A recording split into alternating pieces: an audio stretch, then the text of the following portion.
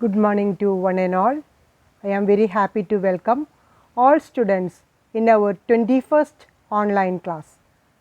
Today's our topic is organizing. What is the meaning of organizing? That is to the process or the structure of relationship. ഒരു റിലേഷൻഷിപ്പിൻ്റെ ഒരു സ്ട്രക്ചറിനെ നമുക്ക് എന്തായിട്ട് പറയാം, organising എന്ന് പറയാം.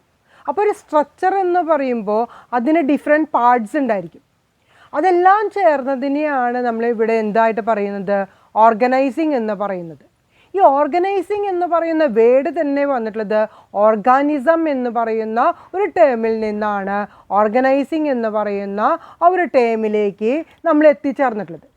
അപ്പോൾ ഓർഗനൈസിങ് എന്ന് പറയുന്നത് നമ്മളുടെ മാനേജറിയൽ ഫങ്ഷൻസിൻ്റെ സെക്കൻഡ് ഫങ്ഷനാണ്. നമ്മൾ കഴിഞ്ഞ ക്ലാസ്സുകളിൽ പ്ലാനിങ് എന്ന് പറയുന്ന ഫങ്ഷൻ പറഞ്ഞ് നിർത്തിയിട്ടുണ്ടായിരുന്നു. സെക്കൻഡ് ഫങ്ഷനാണ് ഇന്ന് സ്റ്റാർട്ട് ചെയ്യുന്നത്. അതാണ് ഓർഗനൈസിങ് എന്ന് പറയുന്നത്. അപ്പോൾ ഓർഗാനിസം എന്നുള്ള വേർഡിൻ്റെ തന്നെ മീനിങ് എന്ന് പറയുന്നത് എന്താണ്, A structure with various parts.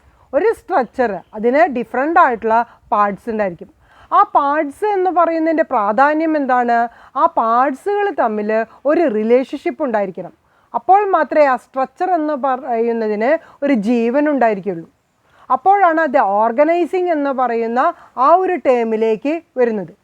അപ്പോൾ ഇവിടെ റിലേഷൻ എന്ന് പറയുന്നത് എങ്ങനെയായിരിക്കണം, ഇറ്റ് ഈസ് ഇൻ്റഗ്രേറ്റഡ് റിലേഷൻഷിപ്പ് ഉണ്ടായിരിക്കണം. നമ്മളുടെ ഒരു ഓർഗനൈസേഷൻ്റെ ഗോള് അച്ചീവ് ചെയ്യാനുള്ള ഒരു റിലേഷൻഷിപ്പാണ് ഇവിടെ ഓർഗനൈസിങ് എന്ന് പറയുന്ന വേർഡ് കൊണ്ട് ഉദ്ദേശിക്കുന്നത്. അതായത് വർക്ക് ടുഗെദർ, എല്ലാ പാർട്സും ഒരുപോലെ ഒരു ഉദ്ദേശത്തിലേക്ക് അല്ലെങ്കിൽ ഒരു എയിമിലേക്ക് അല്ലെങ്കിൽ ഒരു ഗോള് അച്ചീവ് ചെയ്യാൻ വേണ്ടി പ്രവർത്തിക്കുമ്പോഴാണ് ഒരു ഓർഗനൈസേഷന് ആ ഒബ്ജക്റ്റീവ് എന്ന് പറയുന്നത് സക്സസ്ഫുള്ളി അച്ചീവ് ചെയ്യാനായിട്ട് സാധിക്കുള്ളൂ.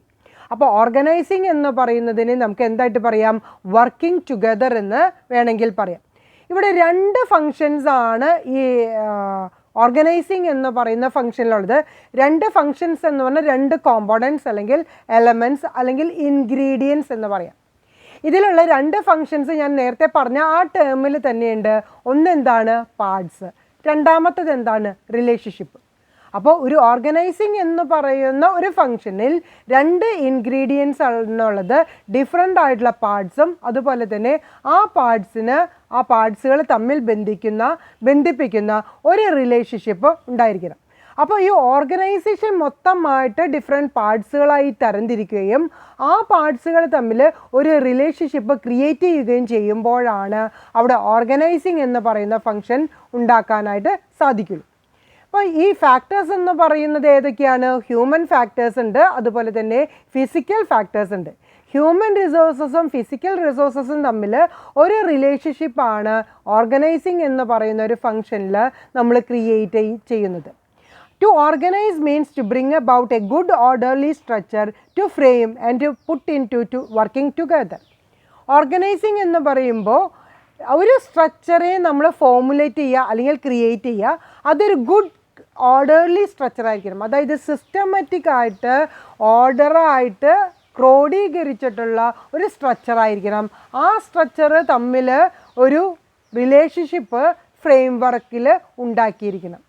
അങ്ങനെ എല്ലാവരും ചേർന്ന് ഒരു എയിമിന് വേണ്ടി വർക്ക് ചെയ്യുമ്പോഴാണ് ഒരു ഓർഗനൈസിങ് എന്ന് പറയുന്ന ഫങ്ഷന് എഫിഷ്യൻസി അല്ലെങ്കിൽ ഇഫക്റ്റീവ്നെസ് എന്ന് പറയുന്നത് ഉണ്ടാക്കിയത്. ഇനി ഇതിൻ്റെ ഡെഫിനിഷൻ നോക്കുകയാണെങ്കിൽ നമുക്ക് ഡിഫറെൻ്റ് ആയിട്ടുള്ള നമ്മുടെ മാനേജ്മെൻറ്റ് സ്കൂൾ ഓഫ് തോട്ടിൽ പറയുന്ന ആ ഒരു ജനറൽ ഡെഫിനിഷന് പോകുന്നതിന് മുമ്പായിട്ട് ഓരോ റിസർച്ച് സ്കോളേഴ്സും ഈ ഓർഗനൈസിങ് എന്ന് പറയുന്ന ടേമിനെ ഡിഫറെൻ്റ് ആയിട്ടാണ് ഡിഫൈൻ ചെയ്തിട്ടുള്ളത്. അതിൽ ഫസ്റ്റ് കാറ്റഗറിയാണ് സോഷ്യോളജിസ്റ്റ്. അപ്പോൾ സോഷ്യോളജിസ്റ്റ് ഓർഗനൈസിങ് എന്ന് പറയുന്നത് എങ്ങനെയാണ് ഡിസ്ക്രൈബ് ചെയ്തിട്ടുള്ളതെന്ന് നോക്കാം. Organisation refers to a study of the interactions of the people, classes or the hierarchy of an enterprise. Sociologist പറയുന്നത് ഓർഗനൈസേഷൻ എന്ന് പറയുന്നത് എന്തൊക്കെയാണ്, അതിലുള്ള ജനങ്ങൾ, അതായത് പ്ലെയേഴ്സ് തമ്മിലുള്ള ഒരു ഇൻട്രാക്ഷൻ അല്ലെങ്കിൽ അവർ തമ്മിലുള്ള ഒരു ക്ലാസ്, അതല്ലെങ്കിൽ അവരുടെ ഒരു ഹൈറാർക്കി, ഒരു അതോറിറ്റി റെസ്പോൺസിബിലിറ്റി തമ്മിലുള്ള ഒരു ലെവൽ ഓഫ് മാനേജ്മെൻറ്റിനെയാണ് സോഷ്യോളജിസ്റ്റ് ഒരു ഓർഗനൈസേഷൻ എന്ന് പറയുന്ന ടേം കൊണ്ട് മീൻ ചെയ്യുന്നത്. അതേസമയം ബയോളജിസ്റ്റ് ആണെങ്കിൽ എന്താണ് ഒരു ഓർഗനൈസേഷൻ എന്ന് പറഞ്ഞതുകൊണ്ട് അർത്ഥമാക്കുന്നത്? It is A human body as an organisation. ഒരു ഓർഗനൈസേഷൻ്റെ ഹ്യൂമൻ ബോഡി, ഇപ്പം നമ്മുടെ ഹ്യൂമൻ ബോഡിയിൽ ഡിഫറെൻ്റ് ആയിട്ടുള്ള പാർട്സ് ഉണ്ട്. കണ്ണുണ്ട്, മൂക്കുണ്ട്, ചെവിയുണ്ട്, വായുണ്ട്, കൈയുണ്ട്, അതുപോലെ തന്നെ ഉടലുണ്ട്, കാലുകളുണ്ട്, അങ്ങനെ ഡിഫറെൻ്റ് ആയിട്ടുള്ള പാർട്സ് ഉണ്ട്. അപ്പോൾ ഒരു ഓർഗനൈസേഷൻ്റെ എന്തിനോടാണ് ഉപമിച്ചിട്ടുള്ളത്?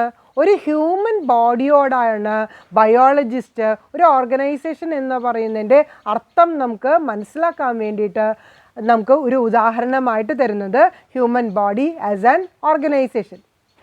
അതേസമയം സൈക്കോളജിസ്റ്റ് ഒരു ഓർഗനൈസേഷൻ അല്ലെങ്കിൽ ഓർഗനൈസിങ് എന്ന് പറയുന്ന ടേം കൊണ്ട് എന്താണ് ഉദ്ദേശിക്കുന്നത്? Efforts to explain, predict and influence behaviour of individuals. ഒരു കൂട്ടം ഇൻഡിവിജ്വൽസിൻ്റെ അവരുടെ ബിഹേവിയർ, അതുപോലെ തന്നെ അവരുടെ ഒരു നേച്ചർ, അതിനെക്കുറിച്ച് എക്സ്പ്ലെയിൻ ചെയ്യാൻ അല്ലെങ്കിൽ പ്രെഡിക്റ്റ് ചെയ്യാനായിട്ടുള്ള ഒരു എഫേർട്ടിനെയാണ് എന്തായിട്ട് പറയുന്നത്? ഓർഗനൈസിങ് എന്ന് പറയുന്ന ഒരു വേർഡ് സൈക്കോളജിസ്റ്റ് എക്സ്പ്ലെയിൻ ചെയ്യുന്നത്. അതേസമയം പൊളിറ്റിക്കൽ സയൻറ്റിസ്റ്റ് ഓർഗനൈസിങ് എന്ന് പറയുന്ന ആ ടേം കൊണ്ട് ഉദ്ദേശിക്കുന്നത് think of government as an organisation. ഒരു ഓർഗനൈസേഷനെ ഒരു ഗവൺമെൻറ് ആയിട്ടാണ് നമ്മുടെ പൊളിറ്റിക്കൽ സയൻറ്റിസ്റ്റ് എക്സ്പ്ലെയിൻ ചെയ്യുന്നത്. ഒരു ഗവൺമെൻറ് എന്ന് പറയുന്നത് അതിനൊരു കറക്റ്റായിട്ടുള്ള ഒരു ഫ്രെയിം വർക്ക് ഉണ്ടായിരിക്കും, അതിന് ഫിക്സഡ് ആയിട്ടുള്ള പോളിസീസ്, പ്രോഗ്രാംസ്, അതുപോലെ തന്നെ അതിന് ഒരു ക്ലിയർ കട്ടായിട്ടുള്ള ഒരു ഓർഗനൈസേഷൻ സ്ട്രക്ചർ ഉണ്ടായിരിക്കും. ആ സ്ട്രക്ചറിന് ഡിഫറെൻറ്റ് പാർട്സ് ഉണ്ടായിരിക്കും, അതിൽ തമ്മിൽ ഒരു റിലേഷൻഷിപ്പ് ഉണ്ടായിരിക്കും. അപ്പോൾ ഒരു ഓർഗനൈസേഷനെ എന്തിനോടാണ് പൊളിറ്റിക്കൽ സയൻറ്റിസ്റ്റ് ഉപമിച്ചിട്ടുള്ളത്? ഗവൺമെൻറ് എന്ന് പറയുന്ന ഒരു എക്സ്പ്ലനേഷനാണ് തന്നിട്ടുള്ളത്. Top executives of a concern consider organization as the process of bringing together physical, financial and human resources in the best possible manner so as to achieve the goals. അതേസമയം top level management അല്ലെങ്കിൽ top level executives, അതായത് professionals, എക്സ്പേർട്ടുകൾ, organising എന്ന് പറയുന്നതിനെ എന്തായിട്ടാണ് explain ചെയ്യുന്നത്? ഒരു ഓർഗനൈസേഷൻ്റെ objective അല്ലെങ്കിൽ ഏതും ആയിക്കോട്ടെ, ഒരു ഒബ്ജക്റ്റീവ് അതിലെത്തിപ്പെടാനായിട്ട്, അച്ചീവ് ചെയ്യാനായിട്ട് ഫിസിക്കലായിട്ട്, അതുപോലെ തന്നെ ഫിനാൻഷ്യലായിട്ട്, അതുപോലെ തന്നെ ഈക്വൽ ഇമ്പോർട്ടൻസ് എന്തിനും കൂടി കൊടുക്കുന്നുണ്ട്? ഹ്യൂമൻ റിസോഴ്സസിന് കൊടുക്കുന്നുണ്ട്. ഇതിനെല്ലാത്തിൻ്റെയും ചേർന്നിട്ടുള്ള ഒരു പ്രവർത്തനത്തിൻ്റെ ഒരു സ്ട്രക്ചറിനെയാണ് എന്തായിട്ട് പറയുന്നത്? ഓർഗനൈസിങ് എന്ന് എക്സ്പേർട്ടുകൾ അല്ലെങ്കിൽ പ്രൊഫഷണൽസ് പറയുന്നത്. അപ്പോൾ ഇത്രയും കാര്യങ്ങളിൽ നിന്ന് നിങ്ങൾക്കൊരു കാര്യം മനസ്സിലായി, ഒരു ക്ലിയർ ആയിട്ടുള്ള ഒരു സ്ട്രക്ചർ ഉണ്ടായിരിക്കണം. ആ സ്ട്രക്ചറിന് ഡിഫറെൻറ്റ് പാർട്സ് ഉണ്ടായിരിക്കണം. ആ പാർട്സുകൾ തമ്മിൽ ഒരു ഇൻ്റർ റിലേഷൻ ഉണ്ടാകണം. ഇതിനെയാണ് നമ്മൾ എന്തായിട്ട് പറയുന്നത്? ഓർഗനൈസേഷൻ എന്ന് പറയുന്നത്. അപ്പോൾ ഓർഗനൈസേഷൻ എന്ന് പറയുന്ന വേർഡ് സോഷ്യോളജിസ്റ്റ് ആയാലും സൈക്കോളജിസ്റ്റ് ആയാലും ബയോളജിസ്റ്റ് ആയാലും പൊളിറ്റിക്കൽ സയൻറ്റിസ്റ്റ് ആയാലും ഡിഫറെൻ്റ് ആയിട്ടുള്ള തരത്തിലാണ് എക്സ്പ്ലെയിൻ ചെയ്തിട്ടുള്ളത്. ഇതിൽ നിന്ന് നമുക്ക് ഒരു സ്റ്റഡി എന്ന് പറയുന്നത് വളരെ ബുദ്ധിമുട്ടാണ്. അതായത് വൈഡ് ആയിട്ടുള്ള ഒരു എക്സ്പ്ലനേഷനാണ് ഓർഗനൈസിങ് എന്ന് പറയുന്ന ടേമിന് ഉള്ളത്. ഇതിൽ നിന്ന് നമുക്ക് പഠിക്കാനായിട്ട്, നമുക്ക് ഈസി ആയിട്ട് പഠിക്കാനായിട്ട് നമ്മുടെ കോൺട്രിബ്യൂട്ടേഴ്സ്, അതായത് മാനേജ്മെൻറ്റ് സ്കൂൾ ഓഫ് തോട്ട് എന്ന് പറയുന്ന കോൺട്രിബ്യൂഷൻസ് തന്നിട്ടുള്ള കോൺട്രിബ്യൂട്ടേഴ്സിൻ്റെ ഡെഫിനിഷനിലേക്ക് നമുക്ക് പോവാം. അലൻ തന്നിട്ടുണ്ട്, അതുപോലെ തന്നെ ജോർജ് ആർ ടെറി തന്നിട്ടുണ്ട്, കൂൺസ് ആൻഡ് ഡൊണാൾഡ്. ഈ 3 പേരുടെ ഡെഫിനിഷനാണ് ഇന്നത്തെ ക്ലാസ്സിൽ നമുക്ക് ഈ ഓർഗനൈസിങ് എന്ന് പറയുന്ന ടേം എക്സ്പ്ലെയിൻ ചെയ്യാനായിട്ട് ഞാനിവിടെ പറയുന്നത്. അല്ലെ, ഫസ്റ്റ് വൺ നമ്മുടെ ലൂയിസ് എ അലൻ എന്ന് പറയുന്ന ഒരു contributor management school of thought എന്ന് പറയുന്ന ആ ഒരു കാറ്റഗറിയിൽ അല്ലെങ്കിൽ ആ ഒരു കോൺസെപ്റ്റിൽ ഓർഗനൈസിങ് എന്ന് പറയുന്ന ടേമിനെ എന്തായിട്ടാണ് എക്സ്പ്ലെയിൻ ചെയ്തതെന്നുള്ളത് നോക്കാം. Organizing is the process of identifying and grouping the work to be performed, defining and delegating responsibility and authority, and establishing relationship for the purpose of enabling people to work most effectively together in accomplishing objectives. അപ്പോൾ അലൻ്റെ definition നമുക്ക് ഒന്നും കൂടി scrutinise ചെയ്തിട്ട് പഠിക്കാം. Organising എന്ന് പറയുന്നത് എന്താണ്? It is A process, ഒരു പ്രോസസ്സാണ്. പ്രോസസ്സ് എന്ന് പറഞ്ഞു കഴിഞ്ഞാൽ എന്താണ് മീൻ ചെയ്യുന്നത്? കുറേ ആക്ഷൻസ് ഒരു പ്രൊസീജിയറായിട്ട് സിസ്റ്റമാറ്റിക്കായിട്ട് ഒരു സ്റ്റേറ്റ്മെൻറ്റ് രൂപത്തിൽ ക്രോഡീകരിച്ചിട്ടുള്ളതിനെയാണ് നമ്മൾ പ്രോസസ്സ് എന്ന് പറയുന്നത്. എന്തിനുള്ളൊരു പ്രോസസ്സാണ് ഈ ഓർഗനൈസിങ്ങിൽ നടക്കുന്നത്? Identifying the grouping of the work. എന്തൊക്കെ ജോലികൾ ചെയ്യാനുണ്ട് അത് ഐഡൻറ്റിഫൈ ചെയ്യുക, അതിനെ ഗ്രൂപ്പായിട്ട് തരംതിരിക്കുക എന്നുള്ള ഒരു ഫങ്ഷനാണ് ഈ പ്രോസസ്സ് എന്ന് പറയുന്നതിൽ ഏറ്റവും ശ്രദ്ധ കേന്ദ്രീകരിക്കേണ്ടത്. ആ ഗ്രൂപ്പിംഗ് ഓഫ് വർക്ക് എന്ന് പറയുന്നത് എന്തിൻ്റെ ബേസിസിലാണ്? എന്തൊരു കാര്യവും അലോക്കേറ്റ് ചെയ്യുമ്പോൾ അതിനൊരു സ്റ്റാൻഡേർഡ് എന്ന് പറയുന്ന ഒരു ബേസിക് അലോക്കേഷൻ ഉണ്ടായിരിക്കും. ഇവിടുത്തെ ബേസിക് അലോക്കേഷൻ എന്ന് പറയുന്നത് എന്താണെന്നാണ് പറഞ്ഞിട്ടുള്ളത്? പെർഫോമൻസിൻ്റെ നിലവാരത്തിൽ നിന്നുകൊണ്ട് identifying and grouping of the work എന്ന് പറയുന്ന ആ ഒരു കാറ്റഗറിയിലേക്കാണ്, അല്ലെങ്കിൽ ഒരു സ്കൂൾ ഓഫ് തോട്ടാണ് അലൻ തരുന്നത്. Defining and delegating the authority and responsibility. ഓരോ വർക്കിനും അതിൻ്റേതായിട്ടുള്ള അതോറിറ്റീസ് ഉണ്ട്, റെസ്പോൺസിബിലിറ്റീസ് ഉണ്ട്. അത് ഡിഫൈൻ ചെയ്യുകയും ഡെലിഗേറ്റ് ചെയ്യുകയും ചെയ്യണം എന്നുള്ളതാണ് പറയുന്നത്. അതോടൊപ്പം തന്നെ എസ്റ്റാബ്ലിഷിംഗ് റിലേഷൻഷിപ്പ്, ഈ ഗ്രൂപ്പുകൾ തമ്മിൽ ഒരു റിലേഷൻഷിപ്പും കൂടിയും ക്രിയേറ്റ് ചെയ്യണം. എന്തിനാണ് ഈ റിലേഷൻഷിപ്പ് ക്രിയേറ്റ് ചെയ്യുന്നത്? For the purpose of enabling people to work. ഏറ്റവും ഈസി ആയിട്ട് അല്ലെങ്കിൽ ഏറ്റവും ഇഫക്റ്റീവായിട്ട്, അതിനേക്കാൾ ഉപരി ഏറ്റവും എഫിഷ്യൻ്റായിട്ട് ജോലി ചെയ്ത് പൂർത്തീകരിക്കാനുള്ള ഒരു റിലേഷൻഷിപ്പാണ് അവിടെ ക്രിയേറ്റ് ചെയ്യേണ്ടത്. എന്തിനാണ് ഈ കാര്യങ്ങളൊക്കെ ചെയ്യുന്നത്? To accomplish the objectives. ഒരു ഓർഗനൈസേഷൻ്റെ ഒബ്ജക്റ്റീവ്സ് പൂർത്തീകരിക്കാൻ വേണ്ടിയിട്ടാണ് ഇത്രയും കാര്യങ്ങൾ ചെയ്യുന്നത്. അപ്പോൾ അലൻ്റെ ഓർഗനൈസിങ് എന്ന് പറയുന്ന ഒരു ഫംഗ്ഷൻ്റെ ഡെഫിനിഷനെ വെച്ചിട്ട് നമുക്ക് എന്ത് പറയാനായിട്ട് സാധിക്കും? ഒരു ഓർഗനൈസേഷൻ്റെ ഒബ്ജക്റ്റീവ് അക്കംപ്ലിഷ് ചെയ്യാനായിട്ട് ഒരു റിലേഷൻഷിപ്പ് ക്രിയേറ്റ് ചെയ്യണം. ആ റിലേഷൻഷിപ്പ് ക്രിയേറ്റ് ചെയ്യുന്നതിന് മുമ്പായിട്ട് അവിടെ ഒരു ഗ്രൂപ്പ് ഉണ്ടാക്കുകയും ആ ഗ്രൂപ്പിലുള്ള ഓരോ പെർഫോമൻസിനെ അതോറിറ്റി അല്ലെങ്കിൽ റെസ്പോൺസിബിലിറ്റി എന്നുള്ള ഒരു കാറ്റഗറിയിൽ ഐഡൻറ്റിഫൈ ചെയ്യുകയും ഗ്രൂപ്പ് ചെയ്യുകയും വേണം. അതിനൊരു പ്രൊസീജിയറായിട്ട് കീപ്പ് ചെയ്യുന്ന ആ ഒരു സിസ്റ്റത്തിനെയാണ് അലൻ എന്തായിട്ട് പറയുന്നത്? ഓർഗനൈസിങ് എന്ന് പറയുന്ന ടേം കൊണ്ട് ഡിഫൈൻ ചെയ്യുന്നത്. സെക്കൻഡ് ഡെഫിനിഷൻ ജോർജ് ആർ ടെറിയുടെ ആണ്. Organising is the process of establishing effective authority relationship among selected works, persons and work places for the group to work together effectively or efficiently. George R Terry പറയുന്നത് ഒരു എൻവയൺമെൻറ്റിൽ ചെയ്യുന്ന എല്ലാ course of ആക്ഷനും ഇഫക്റ്റീവായിട്ട് അല്ലെങ്കിൽ എഫിഷ്യൻ്റായിട്ട് ചെയ്യാൻ വേണ്ടി അതിനെ ഒരു ടുഗദർനെസ് എന്ന് പറയുന്ന ആ ഒരു കോൺസെപ്റ്റിലേക്ക് എത്തിക്കാൻ വേണ്ടി അവിടെ എന്ത് ചെയ്യണം? ഒരു ഇഫക്റ്റീവ് അതോറിറ്റി അല്ലെങ്കിൽ റെസ്പോൺസിബിലിറ്റി എന്ന് പറയുന്ന ഒരു റിലേഷൻഷിപ്പാണ് ഇവിടെ ക്രിയേറ്റ് ചെയ്യുന്നത്. അത് ആര് തമ്മിലായിരിക്കണം? വർക്കുകൾ തമ്മിൽ, അതിൽ ഇൻവോൾവ് ചെയ്തിട്ടുള്ള പേഴ്സൺസ് തമ്മിൽ, അതുപോലെ തന്നെ അവിടുത്തെ വർക്ക് സിറ്റുവേഷൻസ്, വർക്ക് പ്ലേസസ് എന്ന് വേണമെങ്കിൽ പറയാം. ഇത്രയും കാര്യങ്ങളുടെ ഒരു ബേസിസിലാണ് അവിടെ അതോറിറ്റി ആൻഡ് റെസ്പോൺസിബിലിറ്റി എന്ന് പറയുന്ന ഒരു അലോക്കേഷൻ വരേണ്ടതും അതുപോലെ തന്നെ അതുകൾ തമ്മിൽ ഒരു റിലേഷൻഷിപ്പ് കീപ്പ് ചെയ്യേണ്ടത് എന്നുള്ളതാണ് ജോർജ് ആർ ടെറി പറയുന്നത്. അപ്പോൾ effective and efficient working of an organisation എന്ന് പറയുന്നത് ഈ ഓർഗനൈസിങ് എന്ന് പറയുന്ന ഒരു ഫംഗ്ഷനെ ഡിപ്പെൻഡ് ചെയ്തുകൊണ്ടിരിക്കും. ലാസ്റ്റായിട്ട് നമുക്ക് പറയാനുള്ള ഡെഫിനിഷൻ കൂൺസ് ആൻഡ് ഓ'ഡൊണലിൻ്റെ ആണ്. Organisation is a structural relationship by which an enterprise is bound together and the framework in which individual effort is coordinated. കൂൺസും ഓ'ഡൊണലും പറയുന്നത് റിലേഷൻഷിപ്പ് എന്ന് പറയുന്നത് എങ്ങനെയുള്ള ഒരു റിലേഷൻഷിപ്പാണ് കീപ്പ് ചെയ്യേണ്ടത്? സ്ട്രക്ചറൽ റിലേഷൻഷിപ്പ് കീപ്പ് ചെയ്യണം. ഈ സ്ട്രക്ചറൽ റിലേഷൻഷിപ്പ് എന്തിനാണ് ഉണ്ടാക്കേണ്ടത്? ഒരു ടുഗദർനെസ് കൊണ്ടുവരാനായിട്ട്, അതായത് ആ ഇൻഡിവിജ്വൽ എഫേർട്ടിനെ ഒരുമിച്ച് കൊണ്ടുവരാനുള്ളൊരു ഫ്രെയിം വർക്കും അതുപോലെ തന്നെ അതിൻ്റെ ഒരു കോർഡിനേഷനുമാണ് കൂൺസ് ആൻഡ് ഓ'ഡൊണൽ ഓർഗനൈസേഷൻ എന്ന് പറയുന്ന ആ ഒരു ഫാക്ടർ കൊണ്ട് ഉദ്ദേശിക്കുന്നത്. അപ്പോൾ ഇത്രയാണ് നമുക്കൊരു ഡെഫിനിഷൻ എന്ന് പറയുന്ന ഒരു കോൺസെപ്റ്റിൽ നിന്നുകൊണ്ട് 3 കോൺട്രിബ്യൂട്ടേഴ്സിൻ്റെ ഡെഫിനിഷൻ നമ്മൾ ഡിസ്കസ് ചെയ്തു. ഇതിൽ നിന്ന് നിങ്ങൾക്ക് എന്താണ് മനസ്സിലായത്? ഓർഗനൈസേഷൻ എന്ന് പറയുന്നത് ഒരു പ്രോസസ്സാണ്. ആ പ്രോസസ്സിൽ എന്താണ് ക്രിയേറ്റ് ചെയ്യുന്നത്? റിലേഷൻഷിപ്പാണ്. എന്തിനു വേണ്ടിയിട്ടാണ് ഈ റിലേഷൻഷിപ്പ് ക്രിയേറ്റ് ചെയ്യുന്നത്? ഒരു ഓർഗനൈസേഷൻ്റെ ഒബ്ജക്റ്റീവിലേക്ക് എത്തിച്ചേരാൻ വേണ്ടിയിട്ടാണ്. അവിടെ എന്താണ് നമ്മൾ റിലേഷൻഷിപ്പായിട്ട് ക്രിയേറ്റ് ചെയ്യുന്നത്? ഓരോ ഇൻഡിവിജ്വൽ എഫേർട്ടും ഗ്രൂപ്പിലേക്ക് കൺവേർട്ട് ചെയ്ത് ആ ഗ്രൂപ്പിന് അതിൻ്റേതായ അതോറിറ്റി, റെസ്പോൺസിബിലിറ്റി കൊടുത്തുകൊണ്ട് അതിനെ ഒരുമിച്ച് ചേർക്കുന്ന ഒരു ടുഗദർനെസ് ആണ് ഈ സ്ട്രക്ചറൽ ഫ്രെയിം വർക്കിലൂടെ ഇവിടെ നടക്കുന്നത്. ഇത്രയും കാര്യങ്ങളാണ് ഓർഗനൈസേഷൻ എന്ന് പറയുന്ന ടേം കൊണ്ട് ഉദ്ദേശിക്കുന്നത്. ഇതിൽ നിന്ന് നമുക്ക് ഇനി പഠിക്കാനുള്ളത് what are the steps involved in the organising function. ഇപ്പം നേരത്തെ പറഞ്ഞ റിലേഷൻഷിപ്പ് ക്രിയേറ്റ് ചെയ്യണം, സ്ട്രക്ചറൽ ഫ്രെയിം വർക്ക് ഉണ്ടാക്കണം, അതിലെല്ലാ എലമെൻസും പാർട്സ് എന്ന് പറയുന്ന എല്ലാ റിസോഴ്സസും ഹ്യൂമൻ റിസോഴ്സസും ഫിസിക്കൽ റിസോഴ്സസും ഇൻവോൾവ് ചെയ്യണം. അപ്പോൾ അതിനൊരു പ്രൊസീജിയർ ആക്കണമെങ്കിൽ നമുക്ക് എന്തൊക്കെ പ്രൊസീജിയറുകളാണ് അല്ലെങ്കിൽ പ്രോസസ്സാണ് ഒരു ഓർഗനൈസിങ് എന്ന് പറയുന്ന ഫംഗ്ഷനിൽ നമ്മൾ ഫോളോ ചെയ്യേണ്ടത്. First one, division of work.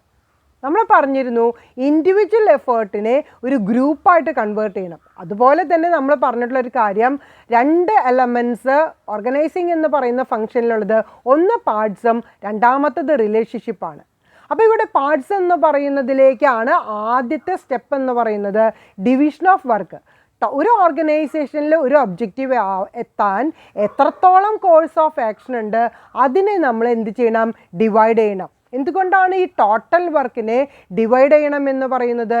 ഒരു ഓർഗനൈസേഷനിൽ ഇൻഡിവിജ്വലായിട്ടുള്ള ഒബ്ജക്റ്റീവ്സും ഒരു ഓർഗനൈസേഷൻ്റെ ടോട്ടൽ ഒബ്ജക്റ്റീവ് ഉണ്ട്.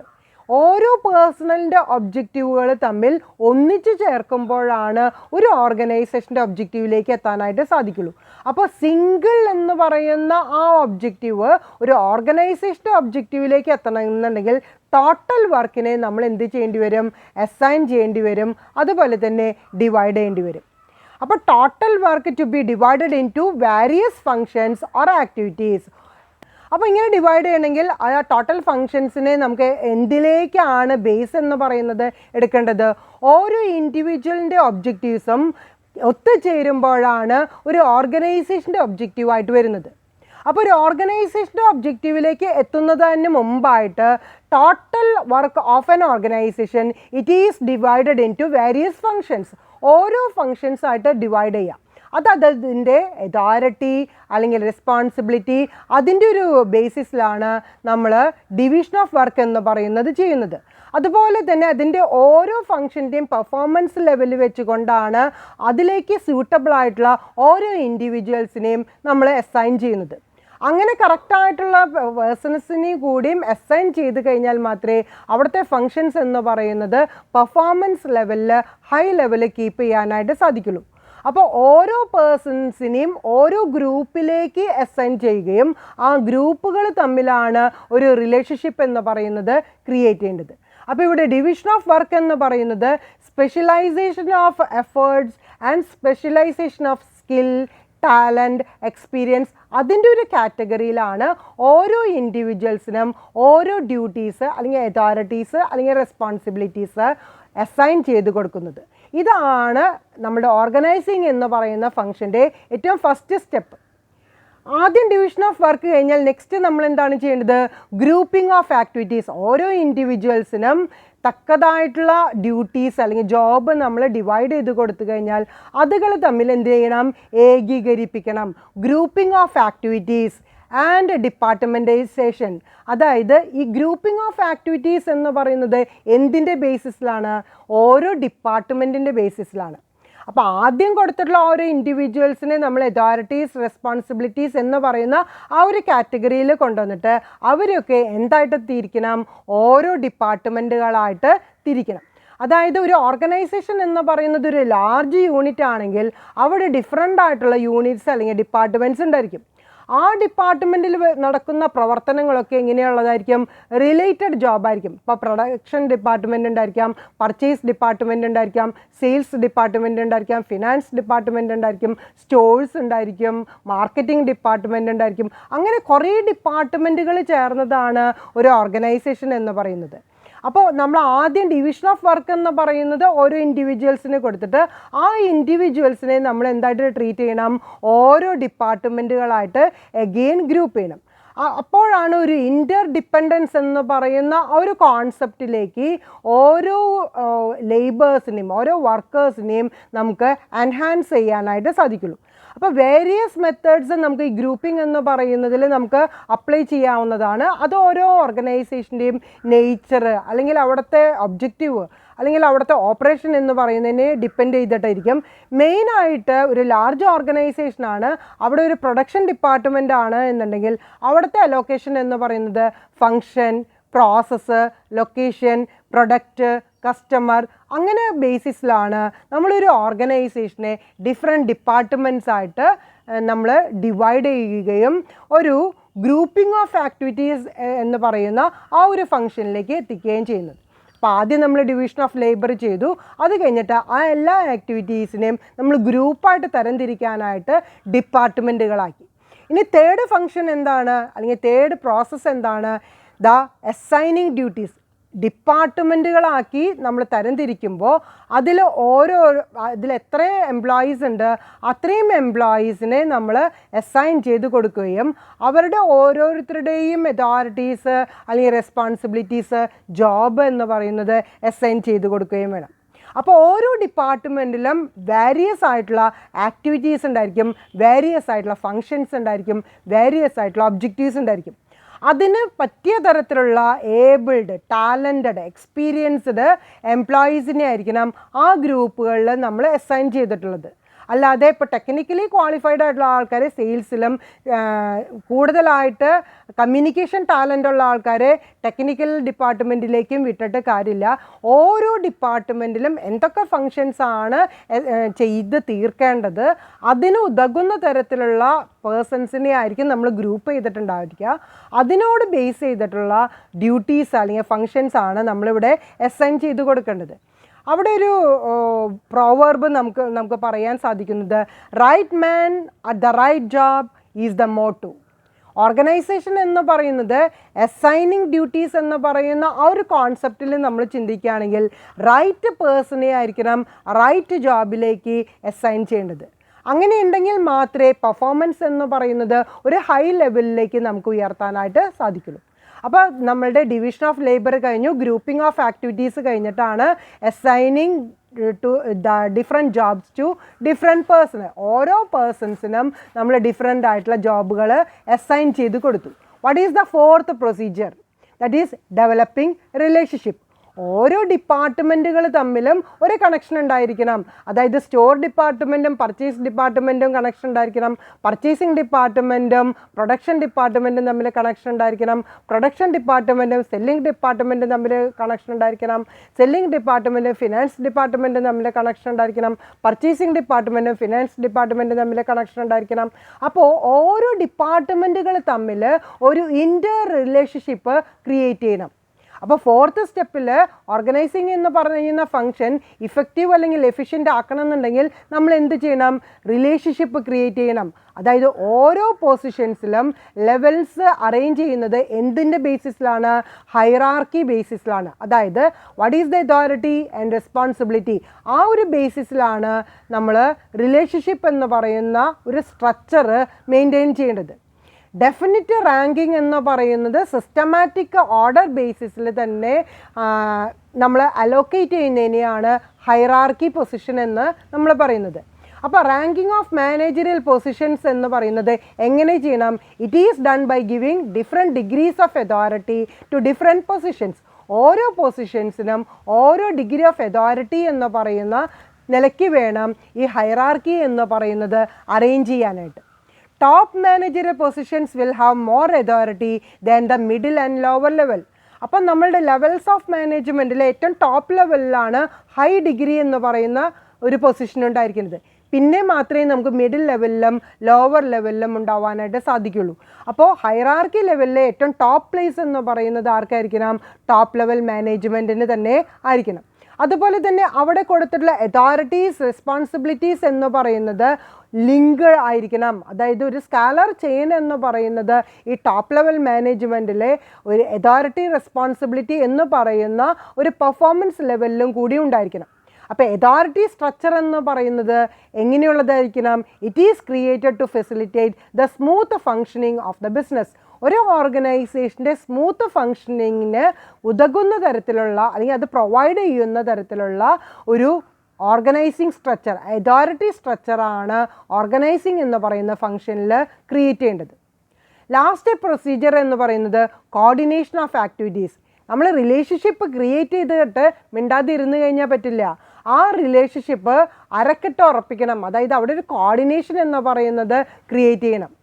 ടീം വർക്കിൻ്റെ വിജയം എന്ന് പറയുന്നത് ആ ഒരു group activity high performance keep ചെയ്ത് കഴിഞ്ഞാൽ മാത്രമേ ആ ബിസിനസ്സിൻ്റെ തന്നെ ഒബ്ജക്റ്റീവ് എന്ന് പറയുന്നത് വിജയിപ്പിക്കാനായിട്ട് സാധിക്കുള്ളൂ. അവിടെ ഏറ്റവും ഇമ്പോർട്ടൻ്റ് ആയിട്ടുള്ളൊരു ഫാക്ടർ എന്ന് പറയുന്നത് കോർഡിനേഷൻ തന്നെയാണ്.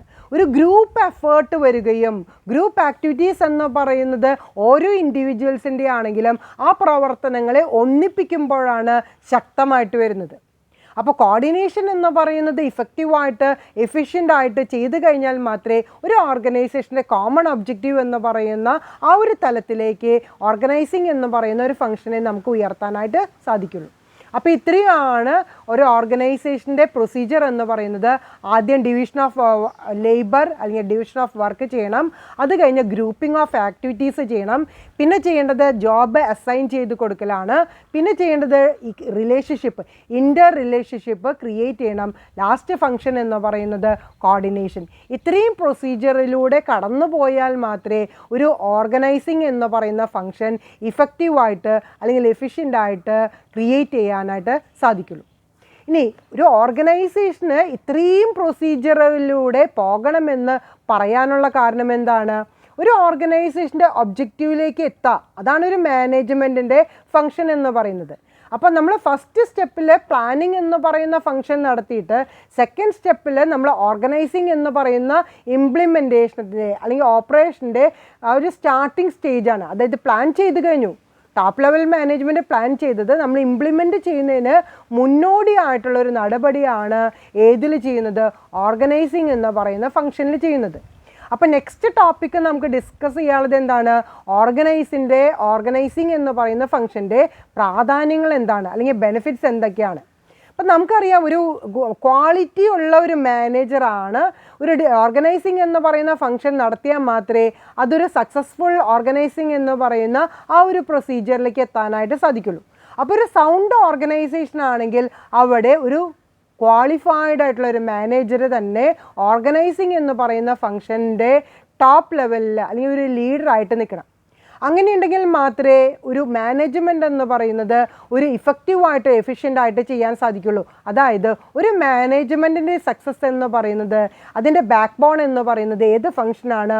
ഓർഗനൈസിങ് എന്ന് പറയുന്ന ഫംഗ്ഷനാണ്. അപ്പോൾ ഓർഗനൈസിങ് എന്ന് പറയുന്ന ഫംഗ്ഷന് മാനേജ്മെൻറ്റ് എന്ന് പറയുന്ന ആ ഒരു പ്രൊസീജിയറിൽ വളരെയധികം പ്രാധാന്യമുണ്ട്. അപ്പോൾ അത് ഏതൊക്കെ തലത്തിലാണ് ഈ ഓർഗനൈസിങ് എന്ന് പറയുന്ന ഫംഗ്ഷൻ്റെ പ്രാധാന്യമുള്ളത് എന്ന് നോക്കാം. First one, specialisation. നമ്മൾ ഓരോ വർക്കും ഇപ്പോൾ ഡിവിഷൻ ഓഫ് ലേബർ ആയിക്കോട്ടെ, ഗ്രൂപ്പിംഗ് ഓഫ് ആക്ടിവിറ്റീസ് ആയിക്കോട്ടെ, അസൈൻമെൻ്റ് ആയിക്കോട്ടെ, അതുപോലെ തന്നെ റിലേഷൻഷിപ്പ് ക്രിയേറ്റ് ചെയ്യുന്നതായിക്കോട്ടെ, അവിടെയൊക്കെ എന്താണ് നമ്മൾ അപ്ലൈ ചെയ്യുന്നത്? സ്പെഷ്യലൈസേഷൻ എന്ന് പറയുന്ന ഒരു ഫാക്ടറാണ് നമ്മളിവിടെ അപ്ലൈ ചെയ്യുന്നത്. അതായത് നമ്മൾ ആദ്യം ഡിവൈഡ് ചെയ്യണം, പിന്നെ അത് സബ് ഡിവൈഡ് ചെയ്യണം, അതിനനുസരിച്ച് കൊണ്ട് ജോബുകളെ അസൈൻ ചെയ്ത് കൊടുക്കണം. അങ്ങനെയൊക്കെ ചെയ്യണം എന്നുണ്ടെങ്കിൽ നമുക്ക് അവിടെ കൂടുതലായിട്ട് വേണ്ടത് എന്താണ്? ഒരു സ്പെഷ്യലൈസേഷൻ എന്ന് പറയുന്ന കാറ്റഗറിയാണ്. അങ്ങനെ സ്പെഷ്യലൈസ്ഡ് പ്രവർത്തനങ്ങൾ നടന്നു കഴിഞ്ഞാൽ മാത്രമേ അതിൻ്റെ എഫിഷ്യൻസി എന്ന് പറയുന്നത് പെർഫോമൻസ് ലെവലിൽ ഇൻക്രീസ് ചെയ്യാനായിട്ട് സാധിക്കുള്ളൂ. അതോടൊപ്പം തന്നെ പ്രൊഡക്ടിവിറ്റി എന്ന് പറയുന്നത് ക്രിയേറ്റ് ചെയ്യാനായിട്ട് സാധിക്കുള്ളൂ. അപ്പോൾ ഓർഗനൈസിങ് എന്ന് പറയുന്നത് ആ സ്ഥാപനത്തിനെ ഒരു സ്പെഷ്യലൈസ്ഡ് ലെവലിലേക്ക് ഉയർത്താനും അതുപോലെ തന്നെ അവരുടെ എഫിഷ്യൻസി എന്ന് പറയുന്നതിനെ ഉയർത്തി കാണിക്കാനും പ്രൊഡക്ടിവിറ്റി കൂടി വർദ്ധിപ്പിക്കാനായിട്ട് സാധിക്കും. അപ്പോൾ സ്പെഷ്യലൈസേഷൻ എന്ന് പറയുന്നത് എന്തൊക്കെയാണ്? അതിൻ്റെ എഫിഷ്യൻസി ആയിക്കോട്ടെ, പ്രൊഡക്ടിവിറ്റി ആയിക്കോട്ടെ, അതുപോലെ തന്നെ ഓരോ പ്രവർത്തനങ്ങളിലും സ്പെഷ്യലൈസേഷൻ എന്ന് പറയുന്ന ആ ഒരു കോൺസെപ്റ്റ് ഉയർത്തി കാണിക്കാനായിട്ട് ഓർഗനൈസിങ് എന്ന് പറയുന്ന ഫംഗ്ഷനോടുകൂടി സാധിക്കും. സെക്കൻഡ് ബെനിഫിറ്റ് എന്ന് പറയുന്നത് വെൽ ഡിഫൈൻഡ് ജോബ്സ് ആണ്. നമ്മൾ ഡിവിഷൻ ഓഫ് ലേബർ ചെയ്തു, അതിനുശേഷം ഗ്രൂപ്പിംഗ് ഓഫ് ആക്ടിവിറ്റീസ് ചെയ്തു, പിന്നെയാണ് അസൈൻമെൻറ്റ് എന്ന് പറയുന്നത്. അപ്പോൾ ഓരോ ജോബും വെൽ ഡിഫൈൻഡ് ആയിട്ടാണ് നമ്മൾ അസൈൻ ചെയ്ത് കൊടുത്തിട്ടുള്ളത്. അപ്പോൾ അവിടെ വേറെ ഒരു വഴക്കോ വക്കാണോ ഒന്നും ഉണ്ടാവേണ്ട കാര്യമില്ല.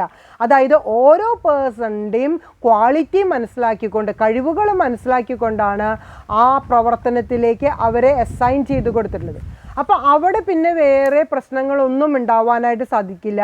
So it helps to assign or find a right person for the right job.